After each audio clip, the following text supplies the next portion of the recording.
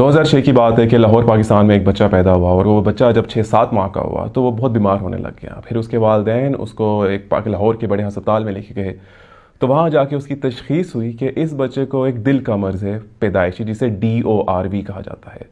तो इसका जो हतमी इलाज है वो यहाँ नहीं होता, उसके लिए आपको बाहर के मुल्क जाना पड़ेगा। तो और फ़ौरन 15-20 दिनों में जाना पड़ेगा। तो बच्चे के वालिदैन ने कहा कि हम फ़ौरन तो नहीं जा सकते, हमें आप कुछ करें, अभी हम एकदम अफोर्ड नहीं कर सकते। तो उन्होंने कहा हम इसका इनिशियल प्रोसीजर जिसे BT शंट कहते हैं, जो आपकी सर्कुलेशन दिल की बेहतर करने के लिए हम ये एक ट्यूब डाल देते हैं, तो फिर देखते हैं आगे क्या करना है। जब BT शंट उन्होंने प्रोसीजर करवाया, उसके 4-5 महीने बाद वो ट्यूब जो डाली हुई थी वो चोक कर गई। अब बच्चे की तबीयत दोबारा ख़राब होने लगी। तो अब उन्होंने कहा कि बाकी जो प्रोसीजर है, जो हतमी इलाज है, वो हम यहाँ नहीं कर सकते, वो अब फ़लाने कुछ पाकिस्तान के हस्पताल हैं, वहाँ से पता करें। तो जब उन्होंने वहाँ से पता किया, जो कराची का एक बहुत बड़ा अस्पताल था, तो उन्होंने बताया 2006 की बात है कि इसका जो हतमी इलाज होगा उसके लिए हमें सर्जन बाहर से बुलाने पड़ेंगे और लागत होगी पाकिस्तानी 1 करोड़ रुपया। फिर उन्होंने एक और लाहौर के बड़े अस्पताल से पता किया तो उन्होंने कहा लागत होगी 1.5 करोड़ पाकिस्तानी रुपये।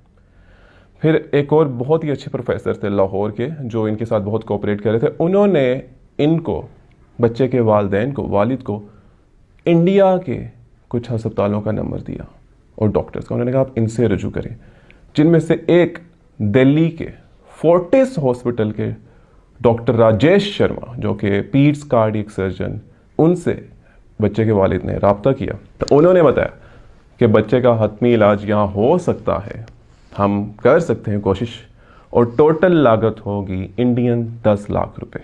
तो फिर इन्होंने वीज़ा लगवाया, ये अपनी फैमिली के साथ गए। बच्चे का मेडिकल वीज़ा था, साथ 3 और लोग थे, उनका एज एन अटेंडेंट वीज़ा लगा।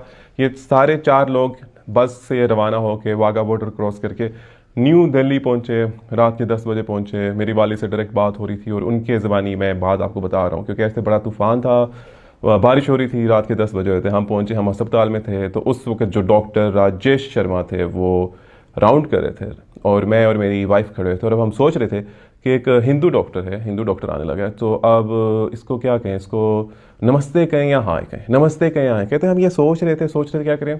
इतनी देर में वो डॉक्टर आए और डॉक्टर ने आके उन्हें कहा अस्सलाम वालेकुम, जिसके जवाब में इन लोगों ने कहा वालेकुम सलाम। फिर डॉक्टर ने उन्हें अपना नंबर दिया और कहा कि आपके जहन में कोई भी सवालात हों, रात के 2 बजे हों, 3 बजे हों, आपने मुझे कॉल कर देनी, आपने झिझकना नहीं है। और फिर कुछ इनिशियल प्रीरेक्विजिट्स पूरे करके तीसरे चौथे दिन जब ऑपरेशन होने लगा, पहले बैठ के उन्होंने उन्हें समझाया कि ऑपरेशन में हम क्या करेंगे।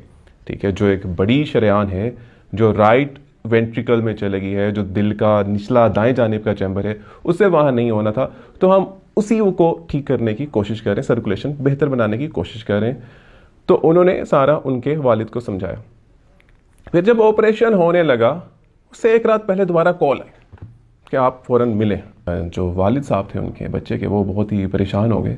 उन्होंने कहा ऐसा क्या माजरा हो गया। जब वो पहुँचे वहाँ पे तो डॉक्टर राजेश शर्मा ने दोबारा सारा एक ड्राइंग बना के समझा रहे थे। दोबारा बैठे और उन्होंने कहा कि हम पहले ऐसे ऐसे करने लगे थे, मगर ये एंजियोग्राफी और बाकी रिपोर्ट्स देख के हमें पता चला कि कुछ होल्स और भी हैं, तो अब हम ऐसे ऐसे करेंगे।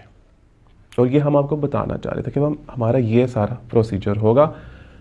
कि वो बता रहे एक एक बात कि हम आपके बच्चे के साथ क्या करने लगे हैं, जिसपे जो वालिद साहब थे उनके बच्चे के, वो कहते ठीक है, बिल्कुल आप बेहतर समझते हैं, आप जैसे बेहतर समझते हैं आप करें।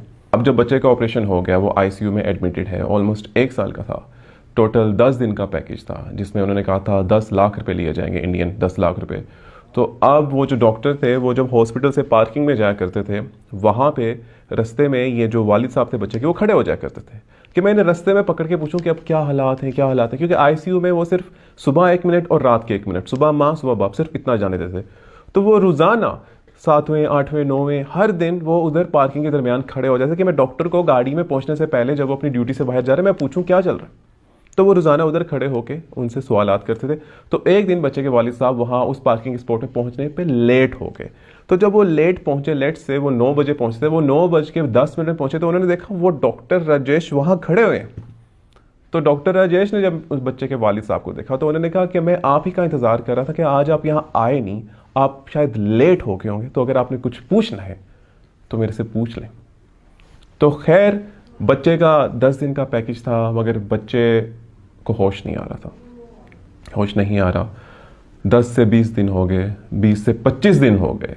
इनका वीज़ा 60 दिन का लगा हुआ था, और अब जो इनका इनिशियल पैकेज था 10 लाख का, वो भी डबल होने लग गया। और बच्चे के वालिद के पास इतने फंड्स नहीं थे कि वो अफोर्ड कर सकें, जिस पे वो झिझकते झिझकते डॉक्टर राजेश शर्मा के पास गए कि उन्होंने उनसे इल्तिजा की कि हमारे पास इतना बजट नहीं है, हमें 10 लाख बताया गया था, तो ये तो ऊपर लगी जा रहा है, तो क्या करें।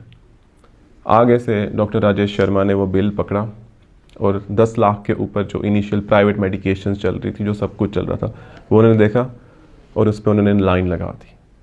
उन्होंने कहा आपसे कमिटमेंट हमारी सिर्फ 10 लाख की हुई थी, आपने सिर्फ 10 लाख देने, ऊपर वाला 1 पैसा भी आपने नहीं देना। अब 10 दिन से ऊपर चले गए, 15 दिन हो गए, 16वां 17वां 18वां दिन हो गया, बच्चे को होश नहीं आ रहा, बच्चे को होश नहीं आ रहा। फिर इन्होंने 19वें दिन कॉल की स्पीकर में कि फ़लाने बच्चे के वालिदैन आए। तो ये लोग बहुत डरे गए कि ऐसा क्या हो गया। तो जब बच्चे के वालिद साहब आईसीयू गए तो उन्होंने देखा कि बच्चे को एज पर वालिद साहब के ज़बानी टोटल 34 ड्रिप्स लगी हुई थी। और फिर वहाँ डॉक्टर ने बच्चे के वालिद साहब से कहा कि आपका जो बच्चा है, इसको हमें ये लगता है कि सेंसेस खो चुका है, इसको नहीं आ रही होश, जिसे इन अदर वेज अक्सर कहते हैं कि ब्रेन डेथ हो चुकी है। तो अब हम ड्रिप्स आहिस्ता आहिस्ता कम करने लगे। हम आपसे पूछ रहे हैं कि अब हम कम करने लग जाएं, हम इसको आहिस्ता आहिस्ता वेंटिलेटर से उतारने लग जाएं। जिसके आगे बच्चे के वालिद साहब ने दोबारा कहा कि जैसा आप लोग बेहतर समझते हैं आप वैसा करें। तो वो चले गए। फिर उससे अगले दिन दोबारा स्पीकर में अनाउंसमेंट हुई कि फ़लाना बच्चा जो उसके वालिदैन दोनों आए आईसीयू में।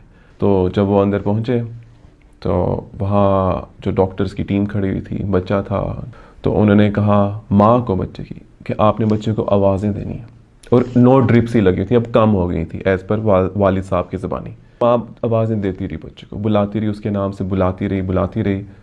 तो फिर वालिद साहब ने तो नोट नहीं किया, मगर माँ ने किया कि बच्चे की आंख थोड़ी सी हिली, और माँ ने कहा कि इसकी आंख हिली है। डॉक्टर्स ने आगे से माँ से पूछा कि आपको लगा है कि हिली है, तो माँ ने कहा इसकी आंख हिली है, थोड़ी सी हिली है। जब डॉक्टर्स ने कहा ठीक है आप लोग अब बाहर चल जाएं। फिर मामूल के मुताबिक अगले दिन दोबारा 1 मिनट के लिए आईसीयू में जब वो गए तो उन्होंने देखा कि 9 की बजाय अब दोबारा 34 ड्रिप्स लगी हुई थी। दोबारा हिम्मत की जा रही थी कि बच्चे को उठाना है। फिर 39th डे में जाके उस बच्चे को होश आ गया, और फिर 10 दिन बाद उस बच्चे को डिस्चार्ज कर दिया गया, और वो लोग पाकिस्तान वापस आ गए सिर्फ उतने ही पैसे देके जितना उनको कहा गया था। तो ये जो हम सब कॉन्टिनेंट में हम लोग बटे हुए हैं, मैं जो यहाँ किताबें पढ़ता हूँ पाकिस्तान में, उसमें 1965 की जंग मैं जीता हूँ, आप जो पढ़ते होंगे उसमें आप जीते होंगे। 1971 में मैं पढ़ता हूँ, मैं जीता हूँ, आपकी किताबों में आप जीते होंगे। और हम इत्तेफाक नहीं करते इस बात पे कि जंग कौन जीता, क्योंकि हर कोई अपनी किताबों में जीता हुआ है। मगर हम एक बात पे इत्तेफाक ज़रूर कर सकते हैं कि जो 2006 में जंग हुई इस बच्चे की जान बचाने के लिए, उसमें इंसानियत जीत गई।